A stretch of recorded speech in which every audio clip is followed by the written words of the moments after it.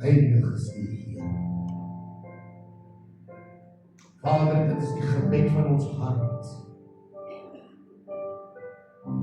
Terwyl ons die heilige skrifte oopmaak, dat ons harte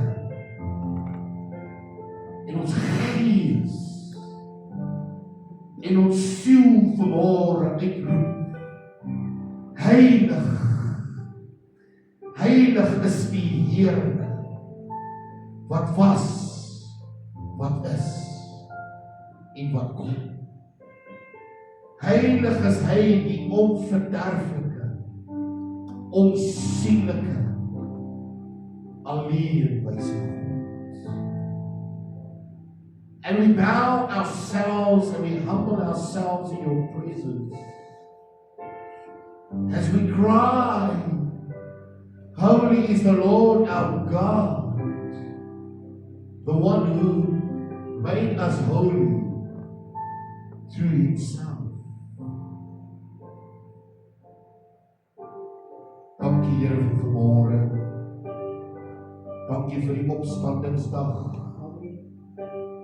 Dankie Here dat alles is vervul wat noodsaaklik was en nog steeds noodsaaklik is vir ons saligheid, ons verandering, ons vernuwing. And every requirement was fulfilled. The justice was served. The judgment was passed. And the charge was executed. And you adhered to all of these. And by your obedience until death, we are set free. Bless each and every one this morning. Everyone sitting in the pews this morning. Bless them. Make their minds and their thoughts fruitful and receptive to the Word of God. So that through the Word, you will perform your purpose. Each and every life this morning.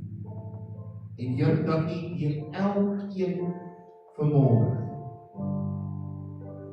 verheerlik sal word in ons dade, in ons woorde en in ons gedagtes. Word verheerlik in Jesus naam. Amen. Ek gaan vanmôre met u praat oor die krag van die opstanding. The power of resurrection. Now I'm going to start off by saying, making a sort of a negative statement. People focus so many times in the Word of God on the wrong things. There's so many debates that people have regarding, was he crucified on Thursday, was he crucified on Friday? Was he born on the 25th of December, was he born on the 14th of September? Those are irrelevant things. What's relevant is he died. What's relevant is he was raised up. What's relevant is he went and he's seated on the Father's right hand.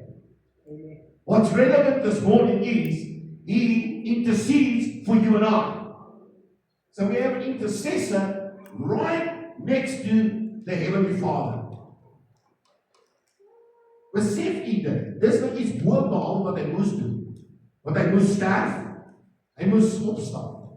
Eindig gedaan. Eindig. Maar dan gaan die skrif verder sê, en hy het opgevaar, hy sit in die hemele aan die regterhand van die Vader, nommer 1, gesag. En dan verder gaan hy sê, en hy tree vir ons in. Hoe wonderlik is dit? He went beyond the calling of duty. En jy moet mooi luister vanmôre, because you see, we think our duty ends the moment we have accepted Christ as our Savior, and now we are washed, we are sanctified, and now we're ready to go to heaven. And I'm on my way to heaven on a rocking chair. Hier is die ding, a rocking chair is not going to get you there. Ek gaan jou aan die slaap sis. Not so.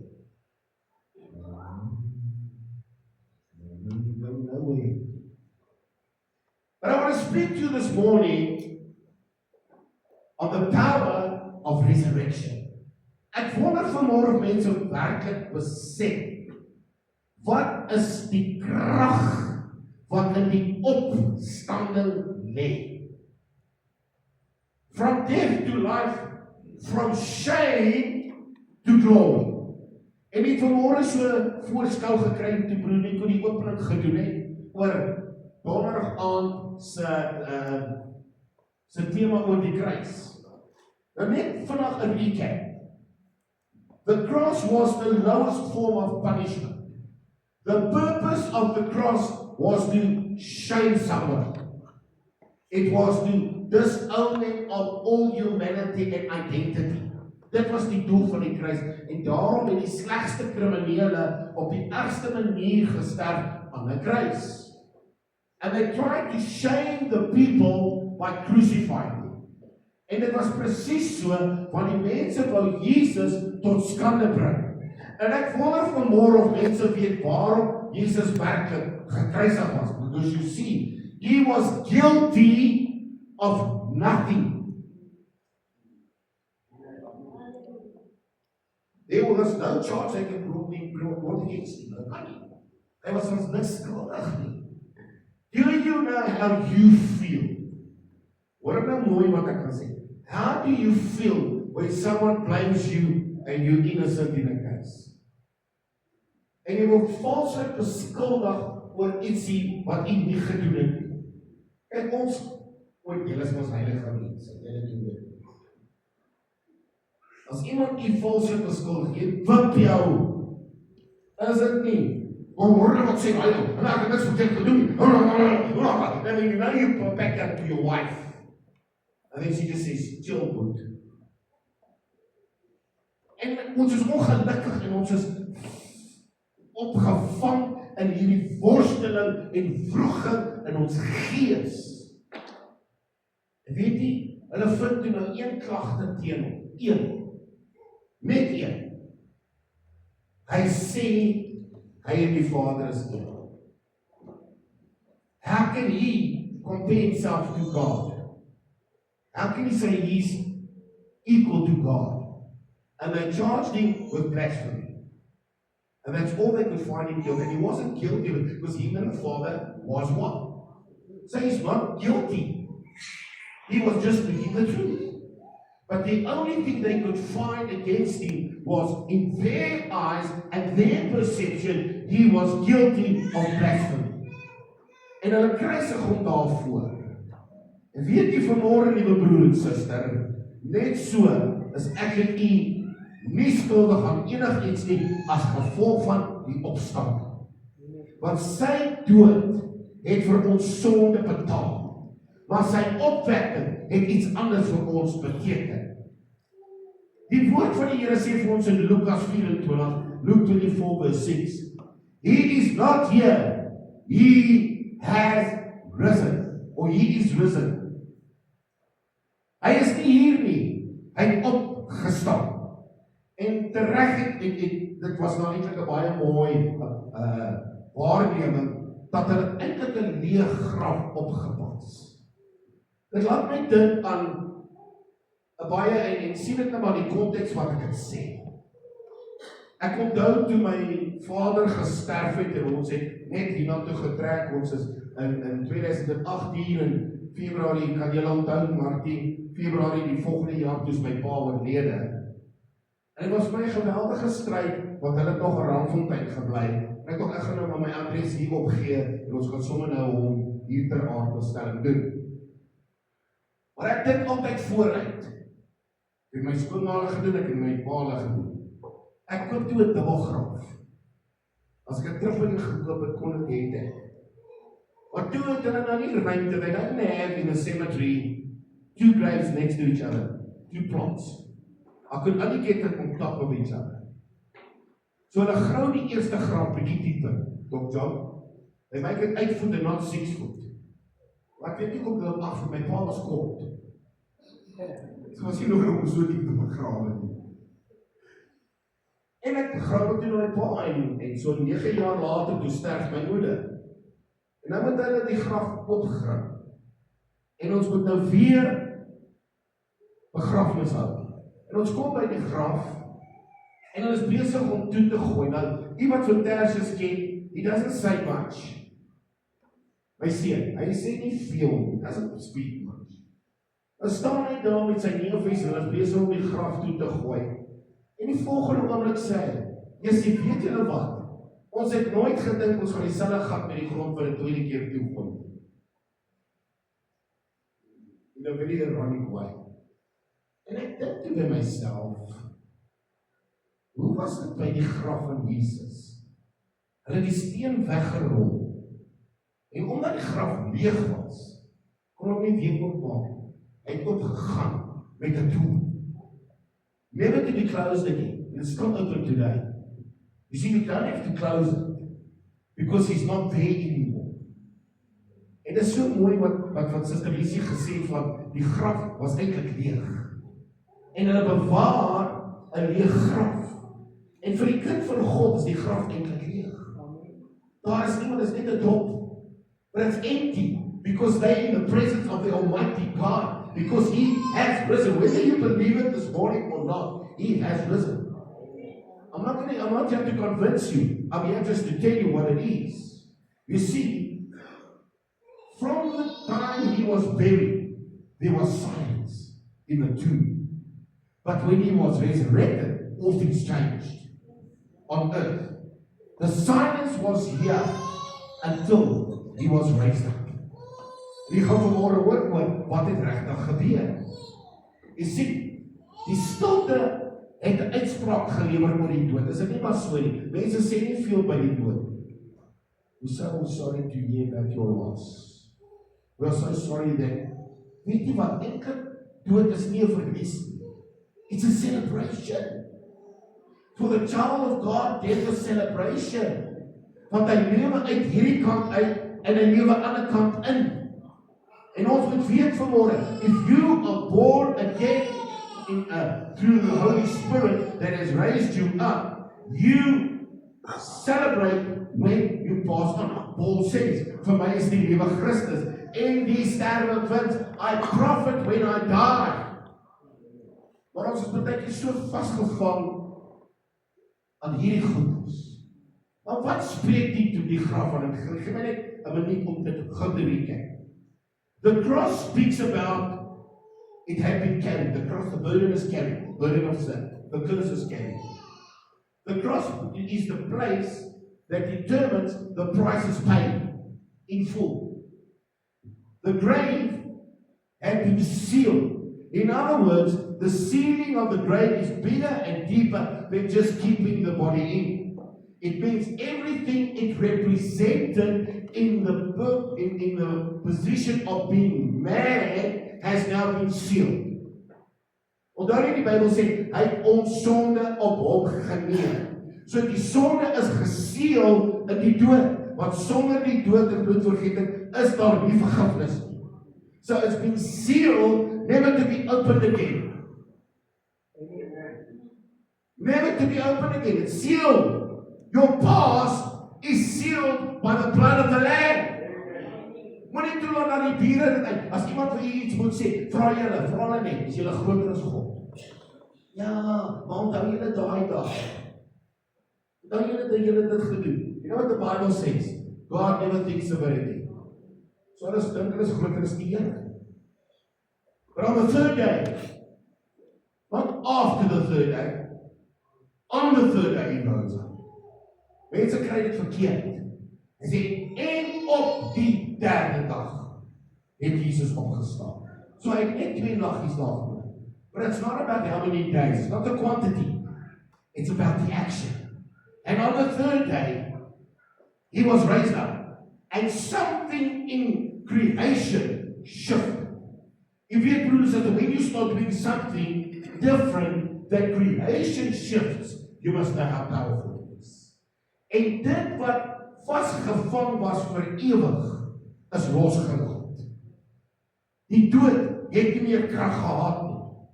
Die graf kon ons nie meer vashou nie. En daarom is ek en jy vanmôre vrygekoop deur Jesus Christus. Dalk jy moet vir my hier 'n charger kry. Die ding werk, ek gaan nou pak. En toe die klip weggerol was, hoor mooi, toe die klip weggerol was, mense dink, nou kan Jesus uitkom. Die gaan hoor, Jesus het gesterf, en toe hy sterf, toe's ander mense opgewek, ons gaan dit vanmôre hoor. But the stone was not rolled away to let Jesus out. It wasn't. It wasn't to let him out. He's God. He couldn't just go. Weg is die klip, is dit nie? I mean, we can move mountains. Dink jy nou, 'n klipie gaan die Here vashou? Nee. As die Here vir storms kan stil maak, gaan 'n klip nie die Here vashou. The stone was rolled away with a purpose for the world to see that the tomb is empty. You see, it wasn't to let someone out, it was to let someone in. It's not still for more. So that they could see visually, he said, he's going to be raised up. En hy het opgestaan. En hy laat hulle die steen wegrol, sodat hulle die bewysstukke kan sien. En binne vind hulle twee dinge, 'n opgevoude kopdoek en die doeke waarin hy toegedraai was. Want jy sien, die doeke waarin hy toegedraai was soos sy geboorte. At birth, they were wrapped in swaddling clothes. Kan julle onthou? En die doeke wat hulle toegedraai was like bandages. And they closed babies in swaddling clothes. I wonder if you know why. It was about the pressure that the baby had to experience in his birth to make his bones get strong. Toe het hom toegedraai in doeke. Soos verbande. En dis hoe die Here in die wêreld gekom het. En as ons gaan kyk na die doek waar Jesus, daai wat julle sien, daai shrine wat hulle wys, it's not biblical. It's not biblical. Hy was ook in doeke toegedraai, soos verbande. Dis hoe hulle toegedraai. En hulle draai hom toe in hierdie doeke. As he entered into the world of the natural, he left the world of the natural. But as he came into the world by the supernatural, he returned to the world by the supernatural. He came in through the Holy Spirit, born in, conceived in Mary, but he came in through the Holy Spirit who raised him from the dead.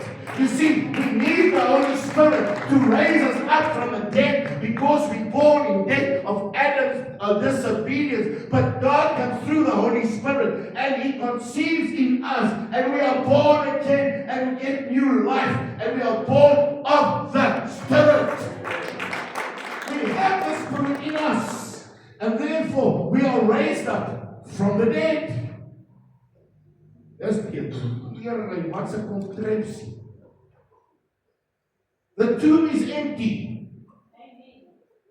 The tomb is empty. Victory is secured. There's no guarantee that anybody on this planet can give you except one. You're gonna die. Isaac, kyk gou vir jou vrou. Sê vir haar, hey, I'm gonna die. You thought I'm gonna say, tell her she's gonna die, right? We're gonna die. Die Bybel sê ons gaan almal sterwe. En daarna, you oordeel. But you see, when God raised up through the Spirit His Son, He released something. He released His power. Not to just get us in heaven, but to perform certain duties. You have been raised up with purpose. God raised you up with an intent. Nie om vir 'n plek in die hemel te gee en ons sê, o, die Here wil my bou my nou 'n tempel in die hemel. Nee, God het u opgewek met 'n spesifieke pertinente doel. Maar kyk wat sê die Bybel, Matthew 27:51. En kyk, die voorhangsel van die tempel het in twee geskeur. van bo tot onder, en ons weet daar's 'n rede van bo tot onder. From heaven down, because that's where it all started, and coming down means now I've reconciled earth with heaven. En die aarde het gebewe. En die rotse het geskeur. This is what happened when Christ died.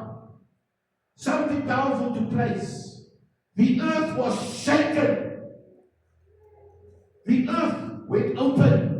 Wat ek nie kan verstaan nie, broer Nico, vanmôre, is dat mense nie meer bewe oor die naam van Jesus nie. Mense is nie meer, het nie meer die agting vir God se naam. God se naam het sommer 'n skelwoord geword. Whenever you thank God, I say, because people say, oh my God, oh my God, oh my God. Jy het dit al gesien. Now it's already OMG. They've made an acronym for it. Gelukkig, hulle God is nie my God. Hy sê die grafte het oopgegaan. En baie liggame van die ontslape heiliges het opgestaan. Want dan het hulle nog in die graf. Dis nou nie soos ons graf nie. Imagine lying in your casket, that little box, and you're lying there awake. What's happening? Jy kyk so 'n bietjie rond. Hierdie kamer is dan maar baie klein, hoor. And you're waiting, and you're waiting, and you're waiting. Nou jare terug, I wonder, ja, bly nou stil asseblief. Ek het hom te slim gemaak. We used to say, saved by the bell. Ons almal gebruik die sê, saved by the bell. What if you know where it comes from? How did it originate? When someone died, in the old days, they just put the ear on his heart. As hulle na my hart gaan luister, gaan hulle sê, o, jy's die ou is dood. En my hart klop baie stadig. Waar was ek my vrou sien? Dan maak ek klink soos 'n drumroll. But they would listen to the person's heart, but they were not sure he's dead. But they would bury him. And then they would put a bell around his hand with a pipe into the grave, with a bell outside. And there's a rope on this, and it's on his arm. So if he wakes up in the casket, he would shake the bell. And then the janitor of the cemetery would hear the bell ringing. And then they will dig him up. And that's where the saying comes from, saved by the bell. Hulle, dis julle kan maar gaan Google, man. Moenie alles Google nie, want dit kan julle gaan Google. That's where it comes from, saved by the bell. But can you imagine these people? There was no bell to save them, Dr. John. Hulle daar gelê in hulle grafte. Well, then it was a tomb, like this. And they're sitting in the tomb and they're waiting. They know something's happening. Something's going to happen. You see, when God walks in, and it's a godly experience, you know God's busy with something. Amen? We don't always know what, but we know you've got this feeling. Hier is nou iets besig om te gebeur, God. Hier kom 'n ding. Ek weet nie wat dit is, maar hier kom 'n ding. And I will be say, in the spiritual realm, if I look at what's happening in the world, something big is going to come first. It has to be, otherwise the Bible is not true. Wat is vir net hom wat dit verwag? Mense dink herlewing net gaan kerke volloop. Gaan nie wees nie. Dit gaan vir die een wat leef vir God, wat gaan herleef. The English says, and the temple of the curtain was torn. And it says, the tombs were opened, and the body of many saints who had died were raised. Verse 53 is the emphasis. They came out of the tombs after his resurrection. So they were raised up, but they were waiting for him to be raised up first. And after they were raised up and they came out of the tomb, they went into the holy city and appeared to many people. Ephesians 4 verse 9. Nou let my gou die twee by mekaar bring. Wat was die doel? You see, God sent them, He raised them up with a purpose. They were raised up from the dead with purpose. Nie net om 'n lang lewe te hê nie. Nee. God raises us up from the dead of Adam and brings us into the life of Christ with purpose. Met 'n doel, met 'n spesifieke doel. As verskoon my net 'n sekonde asseblief. Ek het die res van my preek vergeet, my vrou moet my gou lees.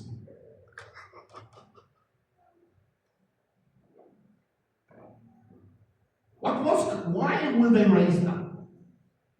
Hier is 'n skrif wat baie min mense verstaan. He says, now what does this mean? Ephesians 4 verse 9.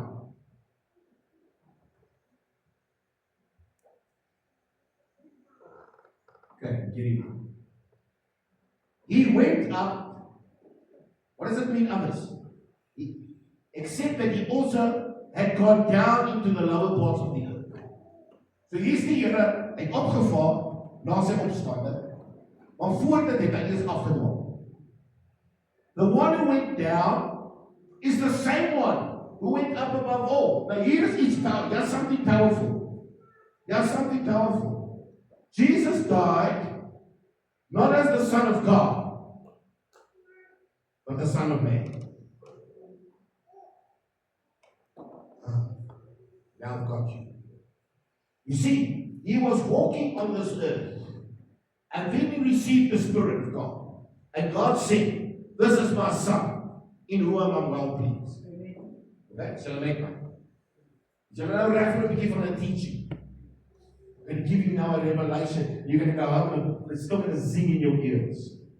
And he's stopped by op hierdie klavier, met die Heilige Gees, and you know what? He is ministering and he's doing it. He said, everything I do is for my Father. My Father's will is my will. Julle ken al die goed.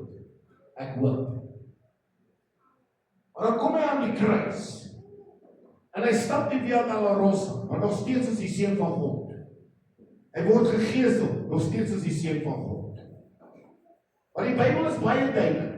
Net soos die sonde die wêreld ingekom het, die ongeregtigheid van een en die ongehoorsaamheid van een. Die gehoorsaamheid van een, so sal hy die sonde van die wêreld wegvaar. Amen. Okay. So he as man sinned, man had to die for the sin. En hier word hy nou vasgekruisig. Still Christ, the Son of God. Right at the end, wat sê hy? And he gave up the Spirit. You see, the Spirit that made him the Son of God, he gave up so that he could become the Son of Man. And in the Son of Man, he died on the cross to fulfill the scriptures and the prophecy. And he became the Lamb that was slaughtered for us, the firstborn of creation. He died in the form of man. And he ascended to heaven, but he also descended. He also descended as man. Not as the Son of God, but as the man, the obedient one. And in that power, walking in their sight, of paying the price, ek weet is nou nie grammatically correct, the unguilty for the guilty. And he caused and he brought our victory as man. Because sin came through me. Our desolation came through sin and through man. So man had to restore what took place. And now, he says he descended down. The one who went down is the same as the one who went up to the heavens, so that all things would be fulfilled. And it is he who gifted some apostles, others prophet, others evangelists, others as to be pastors. There's no name to tell, it's actually shepherds. The right word for pastor is shepherd. Bear with me 1 second. It actually comes from shepherd who looks after the sheep and he pastures them. And that's where the word pastor comes from. It's actually shepherd. And teachers to equip the saints. So he says, these people he raised up from the dead, equip them. Hierdie ons wat in die graf sit. You see, they only got the equipping of apostle, pastor, teacher when he was raised up. And he equipped them to go into the town and to equip these people to do the work of the ministry, to build the body of the Messiah. Hoekom het die Here die dooies in die dorpe gestuur? Want die lewendes was te sleg. Weet jy, wanneer iemand gebruik 'n donkie wat die mense wil nie. Imagine walking downtown and here comes somebody past you with a donkey. And you expect him to say, ee-oh, ee-oh, ee-oh. And he's like, hey, jy moet kerk toe gaan, broer. En dan volgende week is die kerk propvol. En laat my dink aan die wat 'n perd gekoop. Niemand nou die grappie ken, moet nou nie dit uitmaak. Hier koop 'n perd. En hy gaan, van 'n merwe gaan hier na Monza toe. Now Monza is Italian. But he's got these beautiful studs, nice horses. He wants to sell this one. It was a racing horse, but it wasn't performing so well anymore. He came to a point of time where he had to be sold. And he advertises, and no matter he sees this ad, he wants a horse. No matter what, he wants this horse. Because it looks beautiful. As he sees Monza, he says, Monza, this horse, beautiful. Why is it so cheap? What's happening?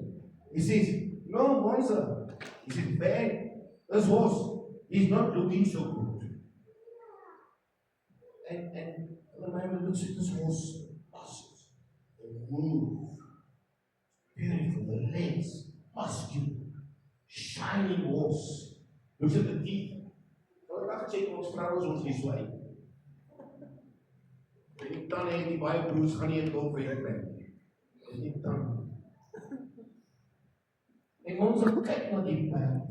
En hy sê, but I'm telling you now, so it doesn't look so good. En van 'n man kom toe na die perd. En hy val weg. So 2 weke later kom hy weer, ek daarvan ons is daar nie te kom sien.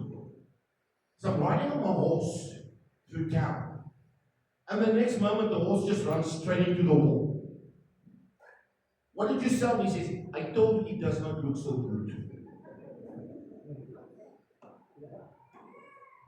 Sometimes we don't look so good. Then God uses someone else to do what we're supposed to do. And yet God, these ministers, hier's die ding. Hulle het nie gehoor wat die Here Jesus preek nie. Is dit nie so nie? Hulle het geweier, hulle het verwerp. Inteendeel het hulle hom gekruisig.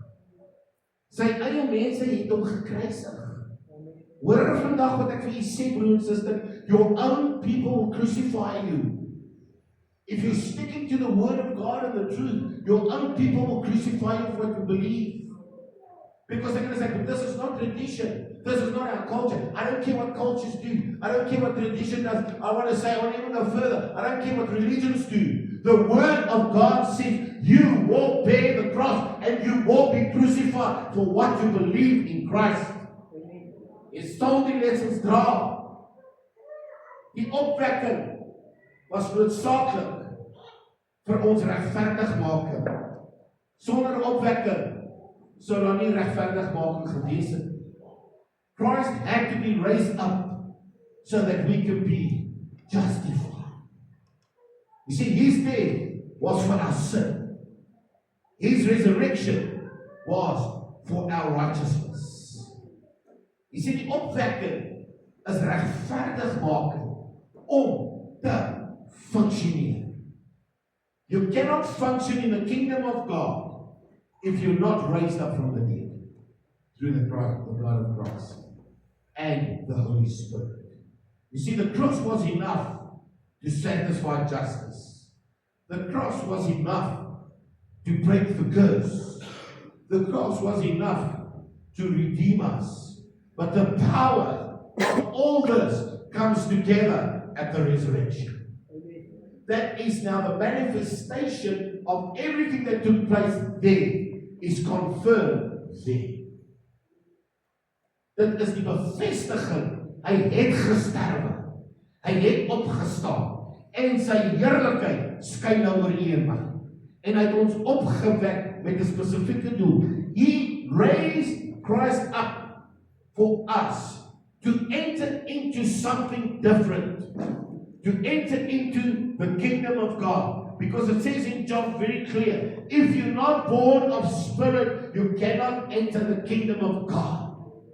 We are part and partakers of the kingdom of God. Dis nou vir my bekommernis.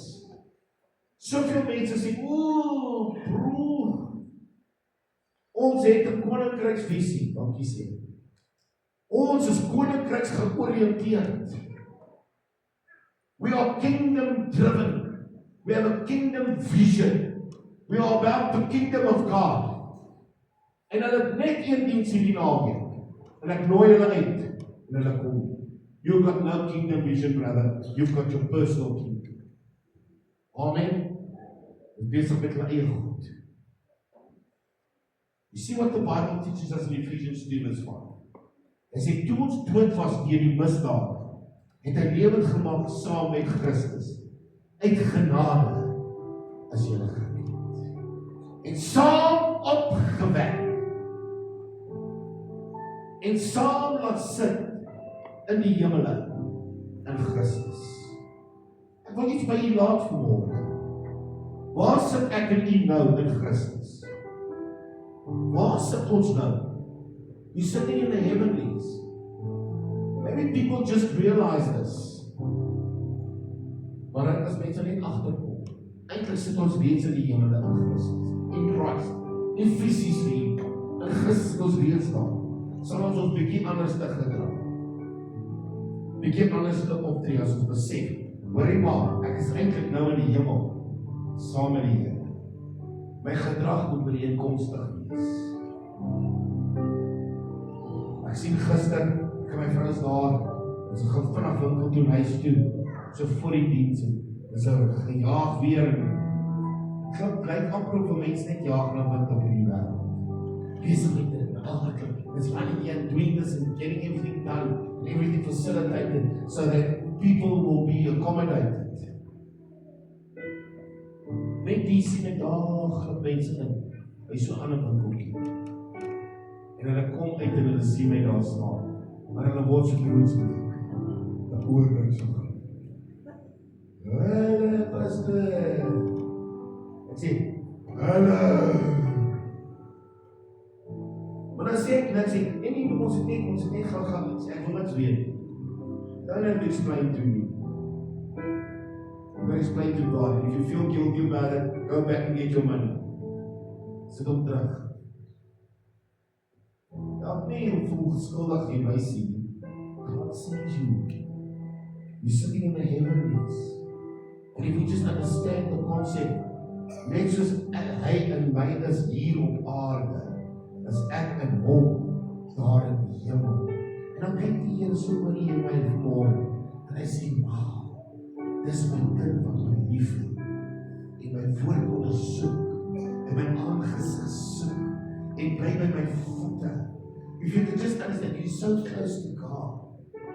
You're so close to God. He's not far away. As ek met mense praat en as ek, nee, ek moet afsonder, ek moet nou die Here gaan soek, dan vra jy 'n week later, het jy dan al die Here gevind? Nee, ek wag nog op die Here. Waarmee kom die Here aangery? God is there. You know why you're not hearing? Jy moet die was uit jou oor uithaal. Johnson's earbuds. Because we don't recognize the voice. Because we only hear the voice when we expect to hear it. You know, God speaks to us every single day. Every day. But do we identify the voice? Hy stemmetjie wat iets vir die sê, doen dit of reageer so of maak so. That's the voice of God. It's not the voice of reason. And victory is in His resurrection. It says in 1 Corinthians 6 verse 14, God raised the Lord, and by His power, God will also raise us. Weet jy waarom het hy opgestaan?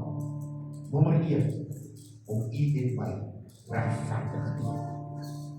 Kind van God, listen to this. Ek wil amper sê hierdie jong bottermannetjie.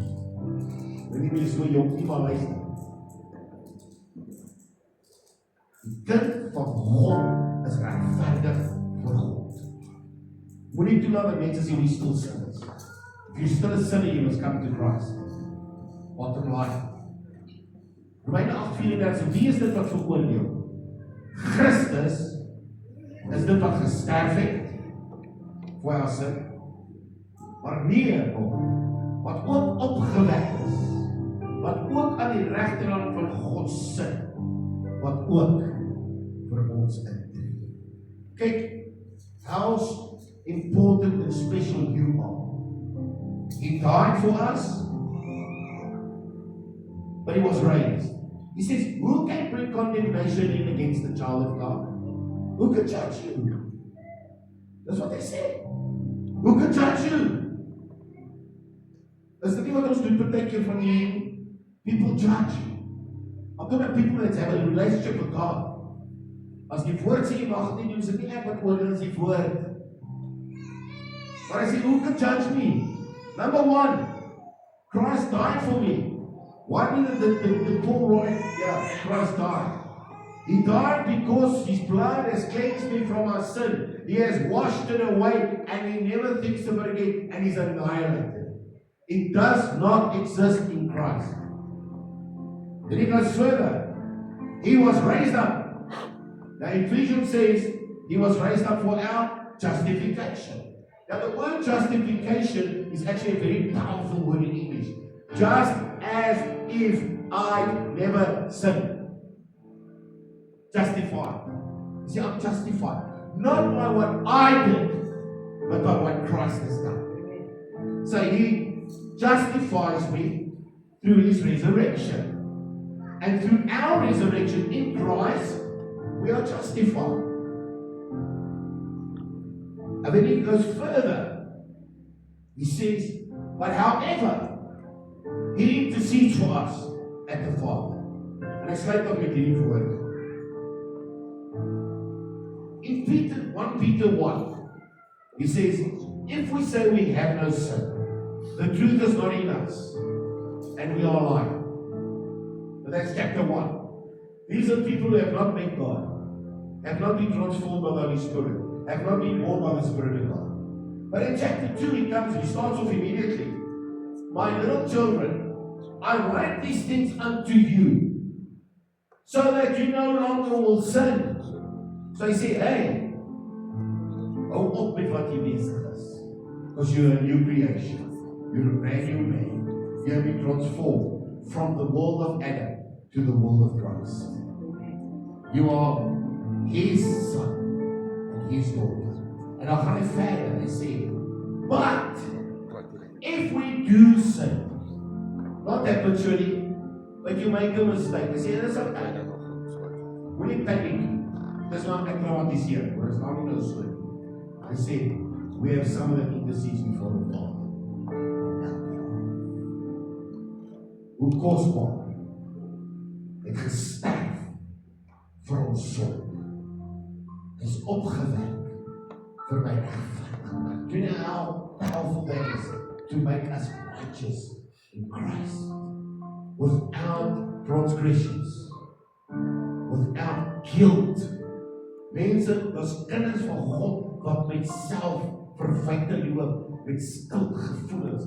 Get rid of the guilt. He has taken it upon him to set you free from the bondage of guilt. Dis nie skuldig meer in Christus nie. Dis is vry. En ek gaan afsluit met die volgende. He paid the price on your behalf. Concerning the Son, we know that he is the Son. He is the righteous one. And we are set free from all our sin. You know what it means? Because he rose from the grave. You are not defined anymore who you are by your past. Don't let your past define who you are. Let the present define who you become in God. You are not bound by your failures. You are destined through the power of God Himself. You are not limited by the pain you experience. You are exceedingly high in the hope that God has taken your pain away. You see, because now there's three things that happen to us. because of his resurrection. You get a new identity, your hope in him is restored, and your future is secured. You have a new identity. That was you. I say you were in darkness, but now you are light. New identity. 2 Corinthians 5:17. You're a brand new man, new creation, new hope. What is our hope? That when we pass out of this life, we just enter into a new one, and a better one. Our future, eternal life, is secured now and forever. Secured with the Father. Now he says, Colossians 3 verse 3, and this is my last scripture. For you died, and your life now has been hidden with Christ in God. As u weet ek het gesterwe vir myself, maar nou lewe ek in Christus. Dood vir die wêreld, dood vir myself. That means obedience, sacrifice, and commitment to the calling God has called you for. Bottom line, what does the resurrection this morning predict for you and I? Death has lost its power. There's no more sin in our lives because of his resurrection. Through his resurrection and his righteousness, he has made you righteous. In the name of Jesus. Come on, Son. Father, as being raised up in this moment, declares reality that we are changed and transformed. That this is our power line, our connection between the Father and us. That through his resurrection, we are now justified. And now we can enter into the Holy of Holies. And we can call you our Father, who art in heaven. We bid Here dat ons sal vashou en vaskleef aan die wete u het opgestaan. En omdat hy opgestaan het, het hy ons losgemaak en vrygemaak van ons sondeskuld. Want hy het weggewas aan die kruis. Because the same power that raised Christ from the dead raises us up this morning. In Jesus' mighty name. Amen. Baie dankie.